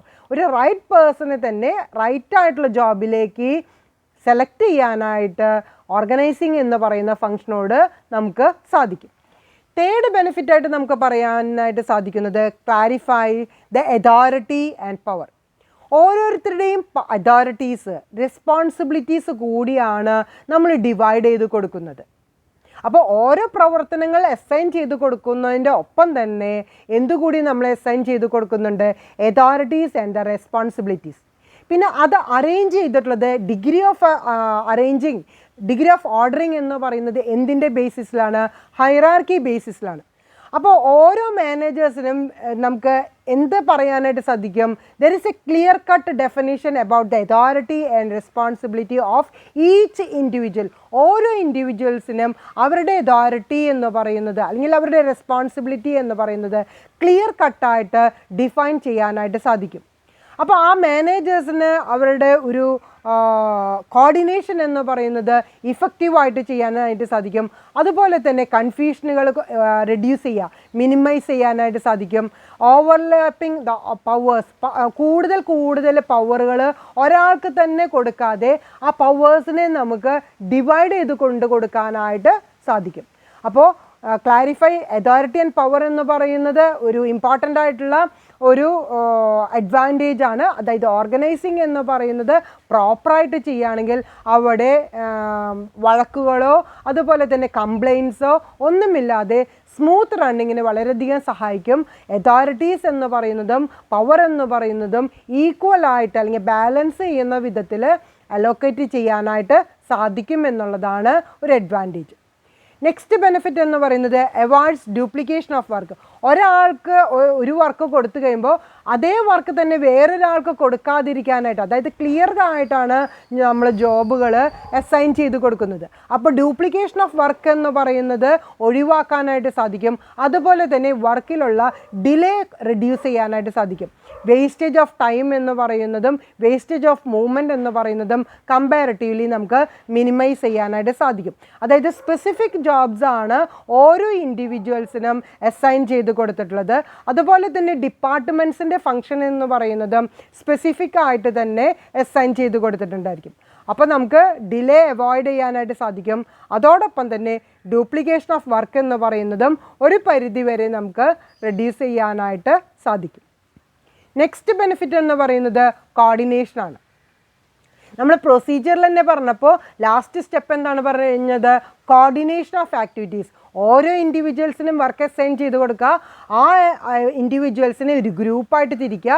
ആ ഗ്രൂപ്പുകൾ തമ്മിൽ ഒരു റിലേഷൻഷിപ്പ് ക്രിയേറ്റ് ചെയ്യുക. അപ്പോൾ കോർഡിനേഷൻ എന്ന് പറയുന്നത് നമുക്കിവിടെ എന്തായിട്ട് പറയാം? ഒരു മെക്കാനിസം എന്ന് പറയാം. ഒരു മെക്കാനിക്കൽ വേയിലാണ് ഈ കോർഡിനേഷൻ എന്ന് പറയുന്ന ആ ഒരു എലമെൻറ്റിനെ ഓർഗനൈസിങ് എന്ന് പറയുന്ന ഫംഗ്ഷനിലേക്ക് നമ്മൾ കൊണ്ടുവരാനായിട്ട് സഹായിച്ചിട്ടുള്ളത് അല്ലെങ്കിൽ കൊണ്ടുവരാനായിട്ട് നമ്മൾ ഉപയോഗിച്ചിട്ടുള്ളത്.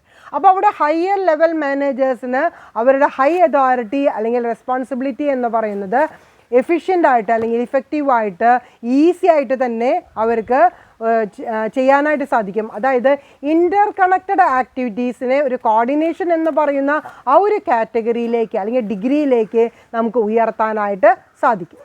Next advantage source of support and security. ഓരോ എംപ്ലോയീസിനും അതോടൊപ്പം തന്നെ ഓരോ ഡിപ്പാർട്ട്മെൻറ്റിനും വളരെയധികം സപ്പോർട്ടിങ് ഉണ്ടായിരിക്കും. അതുപോലെ തന്നെ ഒരു സെക്യൂരിറ്റി എന്ന് പറയുന്നത് അവർക്ക് ഫീൽ ചെയ്യാനായിട്ടും എക്സ്പ്രസ് ചെയ്യാനായിട്ടും സാധിക്കും. Source of support, source of security എന്തിനു കൂടി സഹായിക്കുന്നുണ്ട്? സെൽഫ് സാറ്റിസ്ഫാക്ഷന് കൂടി സഹായിക്കുന്നുണ്ട്. അതായത് മാനേജേഴ്സിനും അതോടൊപ്പം തന്നെ സബോർഡിനേറ്റ്സിനും വളരെയധികം സപ്പോർട്ടും സെക്യൂരിറ്റിയും സാറ്റിസ്ഫാക്ഷനും ക്രിയേറ്റ് ചെയ്യാനായിട്ട് ഈ അതോറിറ്റീസ് ആൻഡ് റെസ്പോൺസിബിലിറ്റീസ് എന്ന് പറയുന്ന ഒരു അസൈൻമെൻറ്റ് മൂലം വളരെയധികം സഹായിക്കുന്നുണ്ട്. അപ്പോൾ ഇവിടെ ഓരോരുത്തരുടെയും സ്റ്റാറ്റസ് നമ്മൾ ക്ലിയർ ആയിട്ട് ഡിഫൈൻ ചെയ്തതുകൊണ്ട് ഒരു ഓർഗനൈസേഷന് they can enjoy A definite status and position in the organisation. ഞാൻ അവിടുത്തെ മാനേജറാണ്, അല്ലെങ്കിൽ ഞാൻ അവിടുത്തെ സൂപ്പർവൈസറാണ്, ഞാൻ അവിടുത്തെ ലൈൻ മാനേജറാണ്. അങ്ങനെ പറയുമ്പോൾ അദ്ദേഹത്തിന് അതിൻ്റേതായ ഒരു അതോറിറ്റി, ആ റെസ്പോൺസിബിലിറ്റി, അതിൽ നിന്ന് ഒരു സെൽഫ് സാറ്റിസ്ഫാക്ഷൻ എന്ന് പറയുന്നത് ഉണ്ടാക്കിയെടുക്കാനും അതോടൊപ്പം തന്നെ അവിടെ ഒരു സെക്യൂരിറ്റി അല്ലെങ്കിൽ പ്രൊട്ടക്ഷൻ എന്ന് പറയുന്നത് ക്രിയേറ്റ് ചെയ്യാനായിട്ട് സാധിക്കും. Next one adaptation. നെക്സ്റ്റ് ബെനിഫിറ്റായിട്ട് നമുക്ക് പറയാൻ പറ്റാവുന്നത് അഡാപ്റ്റേഷൻ എന്ന് പറയുന്നതാണ്. അതായത് ഒരു സൗണ്ട് ഓർഗനൈസേഷൻ ആണെങ്കിൽ അവിടെ അഡാപ്റ്റേഷൻ എന്ന് പറയുന്ന ഒരു പ്രിവിലേജ് ക്രിയേറ്റ് ചെയ്യാനായിട്ട് സാധിക്കും. It facilitates adjustment to change due to changing conditions in the external environment. നമുക്കറിയാം എക്സ്റ്റേണൽ എൻവയൺമെൻറ്റ് എന്ന് പറയുമ്പോൾ ഏതൊക്കെ ഫാക്ടേഴ്സാണ്? സോഷ്യൽ, പൊളിറ്റിക്കൽ, ഇക്കണോമിക്കൽ ആയിട്ടുള്ള ഫാക്ടേഴ്സ്. അവിടെ വരുന്ന മാറ്റങ്ങളും കൂടിയും ഒരു ഓർഗനൈസേഷനെ ഈസി ആയിട്ട് അഡ്ജസ്റ്റ് ചെയ്യാനായിട്ട് സാധിക്കും. അപ്പോൾ ഒരു സൗണ്ട് ഓർഗനൈസേഷൻ ആണെങ്കിൽ എക്സ്റ്റേണൽ എൻവയൺമെൻറ്റിനെ കൂടി കൺട്രോൾ ചെയ്തുകൊണ്ട് നമുക്ക് പ്രവർത്തിക്കാനായിട്ട് സാധിക്കും എന്നുള്ളതാണ് ഒരു ഓർഗനൈസിങ് എന്ന് പറയുന്നത് കൊണ്ടുള്ള ബെനിഫിറ്റ്. അതോടൊപ്പം തന്നെ ടെക്നോളജി ആയാലും മാർക്കറ്റിംഗ് ആയാലും പ്രൊഡക്ഷൻ്റെ കോമ്പറ്റീഷൻ ആയാലും ഈസി ആയിട്ട് തന്നെ നമുക്ക് ആക്സെപ്റ്റ് ചെയ്യാനും അഡാപ്റ്റ് ചെയ്യാനായിട്ട് സാധിക്കുമെന്നുള്ളതാണ് ഒരു നല്ല ഓർഗനൈസിങ് കൊണ്ട് ഒരു ഓർഗനൈസേഷന് കിട്ടുന്ന benefits. Last one, promotes human relationship. നമ്മൾ പറഞ്ഞു ഓരോ ഇൻഡിവിജ്വൽസിനെയും ഓരോ ഡിപ്പാർട്ട്മെൻറ്റായിട്ടാണ് തരംതിരിക്കുന്നത്. എന്നുണ്ടെങ്കിലും ആ ഓരോ ഡിപ്പാർട്ട്മെൻറ്റുകൾ തമ്മിൽ ഒരു ഇൻ്റർ റിലേഷൻഷിപ്പ് ക്രിയേറ്റ് ചെയ്യാനായിട്ട് ഓർഗനൈസിങ് എന്നുള്ള ഫങ്ഷൻ കൊണ്ട് സാധിച്ചിട്ടുണ്ട്. അപ്പോൾ അവിടെ വെൽ ഡിഫൈൻഡ് വർക്ക് അലോക്കേഷനാണ് നടന്നിട്ടുള്ളത്. അതുപോലെ തന്നെ അതോറിറ്റി റെസ്പോൺസിബിലിറ്റി എന്ന് പറയുന്നതും കറക്റ്റായിട്ട് തന്നെ അസൈൻ ചെയ്തിട്ടുണ്ട്, അലോക്കേറ്റ് ചെയ്തിട്ടുണ്ട്. ആ പെർഫോമൻസ് എന്ന് പറയുന്നത് ഒരു അക്കൗണ്ടബിൾ കൂടിയാണ്. അത് മെഷർ ചെയ്യാനായിട്ട് സാധിക്കുന്നുണ്ട്. പെർഫോമൻസ് എന്ന് പറയുന്നത് ക്വാണ്ടിറ്റേറ്റീവ് ബേസിസിൽ അല്ലെങ്കിൽ ന്യൂമറിക്കൽ ടേംസിൽ നമ്മൾ വാല്യൂ ചെയ്യുന്നുണ്ട്. അപ്പോൾ ഇവിടെ റിലേഷൻഷിപ്പ് എന്ന് പറയുന്നത് നമുക്ക് എങ്ങനെ പറയാം? ഓതറൈസ്ഡ് ആണ്, റെസ്പോൺസിബിൾ ആണ്, അക്കൗണ്ടബിൾ ആണ് എന്ന് പറയാം. അത് അങ്ങനെ ഒരു പ്രവർത്തന മേഖലയിലേക്ക് വരുമ്പോൾ ഓരോ ഇൻഡിവിജ്വൽസിൻ്റെയും വർക്ക് എന്ന് പറയുന്നത് ഹൈ ഡിഗ്രിയിലേക്ക് അല്ലെങ്കിൽ ഫെയർ അറ്റ്മോസ്ഫിയറിലേക്ക് എത്തിക്കാനായിട്ട് സാധിക്കും. സെൽഫ് ഇൻട്രസ്റ്റ് എന്ന് പറയുന്നതും സെൽഫ് സാറ്റിസ്ഫാക്ഷൻ എന്ന് പറയുന്ന ആ ഒരു നിലയിലേക്ക് ഓരോ എംപ്ലോയീസിനെയും നമുക്ക് ഉയർത്തി കാണിക്കാനായിട്ട് സാധിക്കും. അതോടൊപ്പം തന്നെ അവിടെയുള്ള എംപ്ലോയീസ്, മാനേജേഴ്സ് ആയിക്കോട്ടെ, സബോർഡിനേറ്റ്സ് ആയിക്കോട്ടെ, ഒരു നല്ലൊരു ഫെയർ റിലേഷൻഷിപ്പ് ക്രിയേറ്റ് ചെയ്യാനായിട്ട് ഓർഗനൈസിങ് ഫംഗ്ഷൻ കൊണ്ട് സാധിക്കും. ഇത്രയാണ് ഓർഗനൈസിങ് എന്ന് പറയുന്ന ആ ഒരു ഫംഗ്ഷൻ കൊണ്ട് ഉണ്ടാകുന്ന ബെനിഫിറ്റ്സ് എന്ന് പറയുന്നത്. ഇന്നത്തെ ക്ലാസ്സിൽ ഞാൻ പ്രിൻസിപ്പിൾസ് ഓഫ് ഓർഗനൈസേഷനും കൂടി പെട്ടെന്ന് പറഞ്ഞുകൊണ്ട് ആണ് ഇന്നത്തെ ക്ലാസ് വൈൻഡപ്പ് ചെയ്യാനായിട്ട് ഉദ്ദേശിക്കുന്നത്. അപ്പോൾ ഈ ടോപ്പിക്കും കൂടി നമുക്ക് പെട്ടെന്ന് തന്നെ നമുക്ക് ഡിസ്കസ് ചെയ്ത് പോകേണ്ടത് ഉണ്ട്. പ്രിൻസിപ്പിൾസ് ഓഫ് ഓർഗനൈസേഷൻ എന്ന് പറയുന്നത് നമ്മൾ ഈ പറഞ്ഞ ഒരു ക്വാളിറ്റീസ് ഒരു ഓർഗനൈസിങ് എന്ന് പറയുന്ന ഫംഗ്ഷനെ കീപ്പ് ചെയ്യണമെങ്കിൽ എന്തൊക്കെയായിരിക്കണം നമ്മൾ അതിൽ അപ്ലൈ ചെയ്യേണ്ട ഡിഫറെൻ്റ് ആയിട്ടുള്ള പ്രിൻസിപ്പിൾസ് എന്ന് പറയുന്നത്. അതായത് ഒരു ഓർഗനൈസേഷൻ്റെ മാനേജ്മെൻറ്റിൻ്റെ എഫിഷ്യൻസി എന്ന് പറയുന്നത് എന്തിനെ ഡിപ്പെൻഡ് ചെയ്തിരിക്കും? അതിൻ്റെ ഓർഗനൈസിങ് ഫംഗ്ഷനെ ഡിപ്പെൻഡ് ചെയ്തുകൊണ്ടിരിക്കും. അതുകൊണ്ടാണ് ഓർഗനൈസിങ് എന്ന് പറയുന്നത് മാനേജ്മെൻറ്റ് ഫംഗ്ഷനിലെ ഒരു ബാക്ക് ബോൺ ആണെന്ന് പറയാനുള്ള കാരണം. അപ്പോൾ ഒരു ഓർഗനൈസേഷൻ്റെ പെർഫോമൻസ് ഹൈ ലെവലിൽ കീപ്പ് ചെയ്യണമെന്നുണ്ടെങ്കിൽ അവിടെ ഓർഗനൈസിങ് എന്ന് പറയുന്ന ആ ഒരു ഫാക്ടർ നമ്മൾ ഉയർത്തി കാണിക്കേണ്ടി വേണം. അപ്പോൾ അതിൽ കീപ്പ് ചെയ്യേണ്ട പ്രിൻസിപ്പിൾസ് അല്ലെങ്കിൽ ഗൈഡ് ലൈൻസ് എന്ന് പറയുന്നത് ഏതൊക്കെയാണെന്നുള്ളതാണ് നമ്മൾ ഇനി ഡിസ്കസ് ചെയ്യാനായിട്ട് പോകുന്നത്. ഫസ്റ്റ് പ്രിൻസിപ്പിൾ എന്ന് പറയുന്നത് ഒബ്ജക്റ്റീവാണ്. ഒരു ഓർഗനൈസേഷന് ഓരോ ഒബ്ജക്റ്റീവ്സ് ഉണ്ടായിരിക്കും. ഓരോ ഡിപ്പാർട്ട്മെൻറ്റിന് ഡിഫറെൻ്റ് ആയിട്ടുള്ള ഒബ്ജക്റ്റീവ്സ് ഉണ്ടായിരിക്കും. ഓരോ ഇൻഡിവിജ്വൽസിന് ഡിഫറെൻ്റ് ആയിട്ടുള്ള ഒബ്ജക്റ്റീവ്സ് ഉണ്ടാവും. ഇതെല്ലാം കൂടി നമ്മൾ കോർഡിനേറ്റ് ചെയ്യുമ്പോൾ മാത്രമാണ് ഒരു ഓർഗനൈസേഷൻ്റെ ഒബ്ജക്റ്റീവ് എന്ന് എത്തിച്ചേരാനായിട്ട് സാധിക്കുള്ളൂ. അപ്പോൾ ഇവിടെ പ്രിൻസിപ്പിൾ ഓഫ് ഒബ്ജക്റ്റീവ് എന്ന് പറയുന്നത് clearly laid down and communicate to all personnel. ഒരു ഓർഗനൈസേഷൻ്റെ ഒബ്ജക്റ്റീവ്സ് എന്തൊക്കെയാണെന്നുള്ളതിനെ നിരത്തുകയും അത് കമ്മ്യൂണിക്കേറ്റ് ചെയ്ത് എല്ലാ എംപ്ലോയീസിനും മനസ്സിലാക്കത്തക്ക വിധത്തിൽ കമ്മ്യൂണിക്കേറ്റ് ചെയ്യുകയും വേണമെന്നുള്ളതാണ് പ്രിൻസിപ്പിൾ ഓഫ് ഒബ്ജക്റ്റീവ് എന്ന് പറയുന്ന ആ ഒരു കോൺസെപ്റ്റ് കൊണ്ട് ഉദ്ദേശിക്കുന്നത്. ഇവിടെ perfect match between the departmental objectives and the objectives of the organisation as all. ഒരാളുടെ ഒബ്ജക്റ്റീവ് എന്ന് പറയുന്നത് ഒരു ഡിപ്പാർട്ട്മെൻറ്റിൻ്റെ ഒബ്ജക്റ്റീവ് ആയിരിക്കണം. ആ ഡിപ്പാർട്ട്മെൻറ്റിൻ്റെ ഒബ്ജക്റ്റീവ് എന്ന് പറയുന്നത് ഒരു ഓർഗനൈസേഷൻ്റെ ഒബ്ജക്റ്റീവിലേക്ക് എത്താനുള്ള മാർഗങ്ങളായിരിക്കണം. അപ്പോൾ എല്ലാ ഒബ്ജക്റ്റീവ്സ് എന്ന് പറയുന്നത് എങ്ങനെയായിരിക്കണം? Support each other to attain the overall objective of an organisation. ഒരു ഓർഗനൈസേഷൻ്റെ ലാസ്റ്റ് ഗോളിലേക്ക്, ലാസ്റ്റ് ഒബ്ജക്റ്റീവിലേക്ക് എത്താനുള്ള ഒബ്ജക്റ്റീവ്സ് ആയിരിക്കണം ഓരോ ഡിപ്പാർട്ട്മെൻറ്റിൻ്റെയും അതോടൊപ്പം തന്നെ ഓരോ ഇൻഡിവിജ്വൽസിൻ്റെയും. That is principle of objective. Next one principle of simplicity. ഓരോ ഫങ്ഷൻസും ഓരോ എലമെൻസും എങ്ങനെയായിരിക്കണം? സിമ്പിളായിരിക്കണം. എത്രത്തോളം സിമ്പിളായിരിക്കണം? To facilitate better understanding of superior and the subordinates to make a good relationship.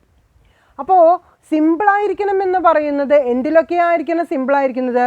അവർ തമ്മിൽ ഒരു ഗുഡ് റിലേഷൻഷിപ്പ് ഉണ്ടാകണമെന്നുണ്ടെങ്കിൽ, മാനേജേഴ്സും സബോർഡിനേറ്റ്സും തമ്മിൽ ഒരു നല്ല റിലേഷൻഷിപ്പ് ഉണ്ടാക്കണമെന്നുണ്ടെങ്കിൽ അവിടെ ഒരു അണ്ടർസ്റ്റാൻഡിങ് ഉണ്ടായിരിക്കണം.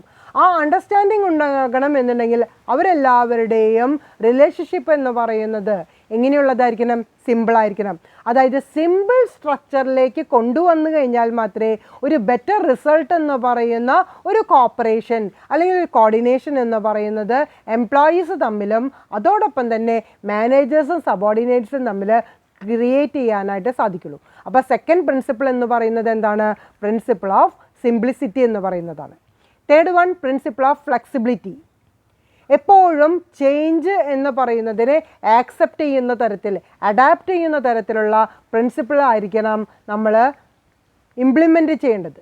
അപ്പോൾ പ്രിൻസിപ്പിൾ ഓഫ് ഫ്ലെക്സിബിലിറ്റി എന്ന് പറയുന്നത് within built devices for making changes in advance with changes in the environment. നമ്മൾ മാറ്റങ്ങളുടെ അനുസരിച്ച് കൊണ്ട് നമ്മുടെ സ്ഥാപനത്തിലും നമ്മളുടെ ഓർഗനൈസേഷനിലും എൻവയൺമെൻറ്റ് മാറുന്നതിനനുസരിച്ച് കൊണ്ടുള്ള ഒരു മാറ്റം ആക്സെപ്റ്റ് ചെയ്യാനും അഡാപ്റ്റ് ചെയ്യാനും പറ്റുന്ന പ്രിൻസിപ്പിളിനെയാണ് പ്രിൻസിപ്പിൾ ഓഫ് ഫ്ലെക്സിബിലിറ്റി എന്ന് പറയുന്നത്.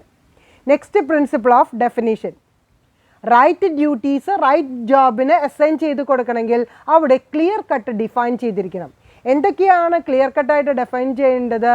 ജോബ്സ്, അതോറിറ്റീസ്, റെസ്പോൺസിബിലിറ്റീസ്, ഈ എല്ലാ കാറ്റഗറിയിലും ക്ലിയർ കട്ട് ഡെഫിനിഷൻ ഉണ്ടെങ്കിൽ മാത്രമേ നമുക്ക് ഓർഗനൈസിങ് എന്ന് പറയുന്നത് നന്നായി നടത്താനായിട്ട് സാധിക്കുള്ളൂ. അപ്പോൾ അവിടെ ഫോളോ ചെയ്യേണ്ട പ്രിൻസിപ്പിൾ എന്താണ്? Principle of ഡെഫിനിഷനാണ്.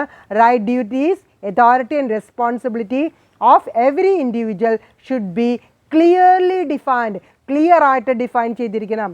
അത് മറ്റുള്ളവർ തമ്മിൽ ഒരു കൺഫ്യൂഷൻ ഉണ്ടാകാതിരിക്കാൻ, മറ്റുള്ളവർ തമ്മിൽ ഒരു കംപ്ലൈൻറ്റോ അല്ലെങ്കിൽ ഒരു പരാതിയോ തമ്മിൽ ഒരു മുറുമുറുപ്പോ വെറുപ്പോ ഉണ്ടാകാതിരിക്കാനായിട്ട് വളരെയധികം സഹായിക്കും. അതുപോലെ തന്നെ ഓരോരുത്തരുടെയും റോൾ എന്താണ്, ഓരോരുത്തരുടെയും റെസ്പോൺസിബിലിറ്റി എന്താണ്, അതോറിറ്റി എന്താണെന്നുള്ളത് ക്ലിയർ ആയിട്ട് ഡിഫൈൻ ചെയ്തിട്ട് സഹായിക്കുന്ന ഒരു പ്രിൻസിപ്പിളിനെയാണ് പ്രിൻസിപ്പിൾ ഓഫ് ഡെഫിനിഷൻ എന്ന് പറയുന്നത്.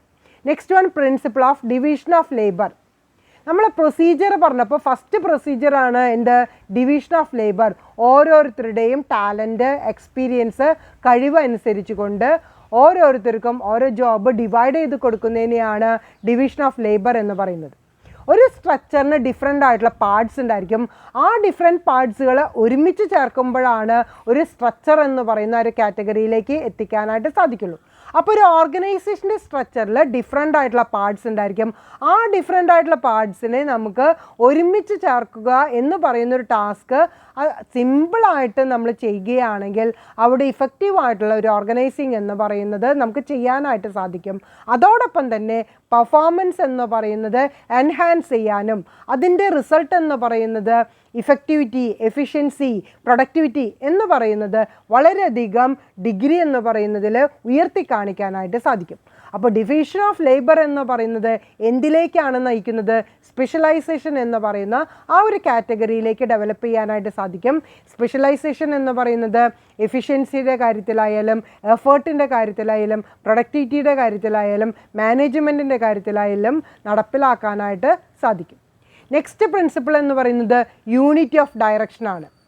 ഒരാളിൽ നിന്ന് തന്നെ ഡയറക്ഷൻ കിട്ടുകയും ഒരാൾ തന്നെയാണ് ആക്ടിവിറ്റീസ് എന്ന് പറയുന്നത് ഡയറക്റ്റ് ചെയ്യുകയും ചെയ്യുകയാണെങ്കിൽ അവിടെ ഗ്രൂപ്പ് എഫേർട്ട് എന്ന് പറയുന്നത് ഹൈ പെർഫോമൻസ് കാഴ്ചവെക്കാനായിട്ട് സാധിക്കും. അപ്പോൾ ഈ principle of unity of direction എന്ന് പറയുന്നത് എന്താണ്? നമുക്ക് എന്ത് ഇൻസ്ട്രക്ഷനാണ് നമുക്ക് തരുന്നത്, അല്ലെങ്കിൽ എന്ത് ഗൈഡ് ലൈൻസ് ആണ് നമുക്ക് തരുന്നത്? It should B one head and one plan. ഒരു തലയും ഒരു ആശയവും ആയിരിക്കണം ഒരു ഗ്രൂപ്പിൽ നടപ്പിലാക്കേണ്ടത്. അങ്ങനെ വരുമ്പോൾ എല്ലാ മെമ്പേഴ്സും, ഒരു ഗ്രൂപ്പിലുള്ള എല്ലാ മെമ്പേഴ്സിൻ്റെയും എഫേർട്സ് എന്ന് പറയുന്നത് ഒരേപോലെ ഡയറക്റ്റ് ചെയ്യാനായിട്ട് സാധിക്കും. അത് ഒരു ഓർഗനൈസേഷൻ്റെ കോമൺ ഗോളിലേക്ക് അച്ചീവ് ചെയ്യത്തക്ക വിധത്തിൽ ഉള്ളതായിരിക്കും. നെക്സ്റ്റ് പ്രിൻസിപ്പിൾ എന്ന് പറയുന്നത് principle of unity of command. ഒരാളിൽ നിന്ന് തന്നെയായിരിക്കണം കമാൻഡ് തരുന്നത്. അവിടെ നിന്നും ഇവിടെ നിന്നും ഒരാളെ നിയന്ത്രിക്കുകയാണെങ്കിൽ അയാളെ ഒരു കൺഫ്യൂഷൻ എന്ന് പറയുന്ന ആ ഒരു കാറ്റഗറിയിലേക്കാണ് നയിക്കുന്നത്. അപ്പോൾ principle of unity of command എന്ന് പറയുന്നത് നമുക്ക് എന്ത് ഗൈഡ് ലൈൻസ് ആണ് തരുന്നത്? The subordinates should receive orders from one superior only. ഒരു സുപ്പീരിയറുടെ കയ്യിൽ നിന്ന് മാത്രമേ ഗൈഡ് ലൈൻസ് അല്ലെങ്കിൽ ഇൻസ്ട്രക്ഷൻസ് ഒരു സബോർഡിനേറ്റിന് കിട്ടാനായിട്ട് പാടുള്ളൂ.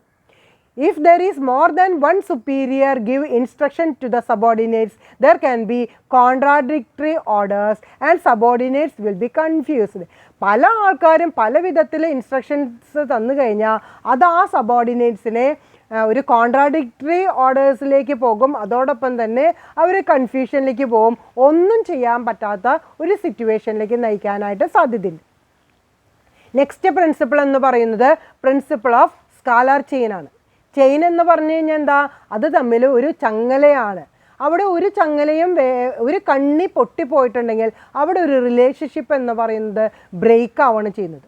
അപ്പോൾ ഇവിടെ സ്കാലാർ ചെയിൻ എന്ന് പറയുന്നത് ചെയിൻ ഓഫ് സുപ്പീരിയേഴ്സിൻ്റെ ഒരു ചെയിനെയാണ് സ്കാലാർ ചെയിൻ എന്ന് പറയുന്നത്. Ranging from the ultimate authority to the lowest work. അതായത് ടോപ്പ് ലെവൽ തുടങ്ങിയിട്ട് ലോവർ ലെവൽ വരെയുള്ള ഒരു ചെയിനെയാണ് ഇവിടെ സ്കാലർ ചെയിൻ എന്ന് പറയുന്നത്. അവിടെ ഒരു അതോറിറ്റി എന്ന് പറയുന്ന ആ ഒരു ഹൈറാർക്കി ബേസിസിലുള്ള അലോക്കേഷനെയാണ് സ്കാലർ ചെയിൻ എന്ന് പറയുന്നത് കൊണ്ട് ഉദ്ദേശിക്കുന്നത്. അപ്പോൾ ഈ സ്കാലർ ചെയിൻ എന്ന് പറയുന്നത് എന്തിനെ ഡിപ്പെൻഡ് ചെയ്തിട്ടിരിക്കും? സ്പെസിഫിക് ആയിട്ടുള്ള പ്രിൻസിപ്പിൾ ഉണ്ടായിരിക്കും, കമ്മ്യൂണിക്കേഷൻ ഉണ്ടായിരിക്കും. അത് കറക്റ്റായിട്ടുള്ളൊരു ചാനൽ വഴി മാത്രമേ കമ്മ്യൂണിക്കേറ്റ് ചെയ്യുന്നുള്ളൂ. അതായത് ടോപ്പ് ലെവലിൽ നിന്ന് മിഡിൽ ലെവലിലേക്കും മിഡിൽ ലെവലിൽ നിന്ന് ലോവർ ലെവലിലേക്കും വരുന്ന ഒരു കമ്മ്യൂണിക്കേഷൻ ചെയിനാണ് സ്കാലർ ചെയിൻ എന്ന് പറയുന്നത് കൊണ്ട് ഇവിടെ എക്സ്പ്ലെയിൻ ചെയ്യുന്നത്. Next one, there is the principle of span of control. ഒരു സ്പാൻ ഓഫ് കൺട്രോൾ എന്ന് പറയുന്നത് സബോർഡിനേറ്റ്സിനെ നിയന്ത്രിക്കുന്നത് ആരായിരിക്കണം? മാനേജേഴ്സ് ആയിരിക്കണം. അതായത് സുപ്പീരിയേഴ്സ് എന്ന് പറയുന്നത് സൂപ്പർവൈസ് ചെയ്യുന്നതും കൺട്രോൾ ചെയ്യുന്നതും ഒരേ പൊസിഷനിൽ നിന്നിട്ടായിരിക്കണം. അല്ലാതെ ഡിഫറെൻറ്റ് പൊസിഷനിൽ നിന്ന് ഡിഫറെൻ്റ് ആയിട്ടുള്ള ആൾക്കാർ കൺട്രോൾ ചെയ്യാൻ നിന്ന് കഴിഞ്ഞാൽ വളരെ ബുദ്ധിമുട്ടായിരിക്കും. So the number of subordinates a superior can effectively supervise and control. നമ്മളോട് നേരത്തെ നമ്മൾ എക്സ്പ്ലനേഷനിൽ പറഞ്ഞിട്ടുണ്ടായിരുന്നു, ഒരു മാനേജറുടെ കീഴിൽ 5 or 6 അല്ലെങ്കിൽ 8 or 10 എന്ന് പറയുന്ന സബോർഡിനേറ്റ്സ് മാത്രമേ ഉണ്ടാകാൻ പാടുള്ളൂ എന്നുള്ളതാണ് സ്പാൻ ഓഫ് കൺട്രോൾ. കൂടുതൽ മെമ്പേഴ്സിനെ ഒരു മാനേജറുടെ കീഴിലേക്ക് കൊണ്ടുവരികയാണെങ്കിൽ അവിടെ സ്പാൻ ഓഫ് കൺട്രോൾ എന്ന് പറയുന്നത് വളരെ ഡിഫിക്കൽട്ട് ആകും എന്നുള്ളതാണ് പറഞ്ഞിട്ടുണ്ടായിരുന്നത്. അപ്പോൾ determining the number of subordinates under A superior is the essence of the principle. ഇവിടെ സ്പാൻ ഓഫ് കൺട്രോൾ എന്ന് പറയുന്ന പ്രിൻസിപ്പിളിൽ എന്താണ് ഉദ്ദേശിക്കുന്നത്? ഒരു മാനേജർക്ക് എത്രത്തോളം ആൾക്കാരെ കൺട്രോൾ ചെയ്യാൻ സാധിക്കും എന്ന് പറയുന്ന ആ നമ്പർ ഓഫ് എംപ്ലോയീസിനെയാണ് ഇവിടെ സ്പാൻ ഓഫ് കൺട്രോൾ എന്ന് പറയുന്ന ആ പ്രിൻസിപ്പിൾ കൊണ്ട് ഉദ്ദേശിക്കുന്നത്. Next one, principle of delegation of authority. Authorities delegate ചെയ്യുമ്പോൾ ചില പ്രിൻസിപ്പിൾസ് ഫോളോ ചെയ്യണം. എന്ത് പ്രിൻസിപ്പിളാണ് ഇവിടെ ഫോളോ ചെയ്യേണ്ടത്? എന്താണ് ഈ ഡെലിഗേഷൻ എന്ന് പറയുന്നത്? Delegation is the process. Delegation എന്ന് പറയുന്നത് ഒരു പ്രൊസീജിയർ തന്നെയാണ്. എന്താണ് ഈ പ്രൊസീജിയർ കൊണ്ട് ഉദ്ദേശിക്കുന്നത്? Process of getting the things done through others by sharing authority with them. മറ്റുള്ളവരും കൂടി ഷെയർ ചെയ്തുകൊണ്ട് അതോറിറ്റി ബേസിസിൽ വർക്ക് ചെയ്യുന്നതിനെയാണ് നമ്മളിവിടെ ഡെലിഗേഷൻ എന്ന് പറയുന്നത്. ചിലപ്പോൾ ഒരാൾ ഒറ്റയ്ക്ക് ചെയ്താൽ ചിലപ്പോൾ ആ വർക്ക് പൂർത്തീകരിക്കാനായിട്ട് പറ്റില്ല. അപ്പം മറ്റുള്ളവരുടെയും കൂടി ഒരു സഹായം കൂടിയും സപ്പോർട്ടിങ് കൂടി ഉണ്ടാകുമ്പോഴാണ് ആ പ്രവർത്തനം നന്നായി ചെയ്യാനായിട്ട് സാധിക്കുക. ഇതിനെയാണ് ഇവിടെ ഡെലിഗേഷൻ എന്ന് പറയുന്നത്. അപ്പോൾ work should be assign to others. മറ്റുള്ളവർക്കും കൂടിയും ആ വർക്കുകൾ അസൈൻ ചെയ്ത് കൊടുക്കണം.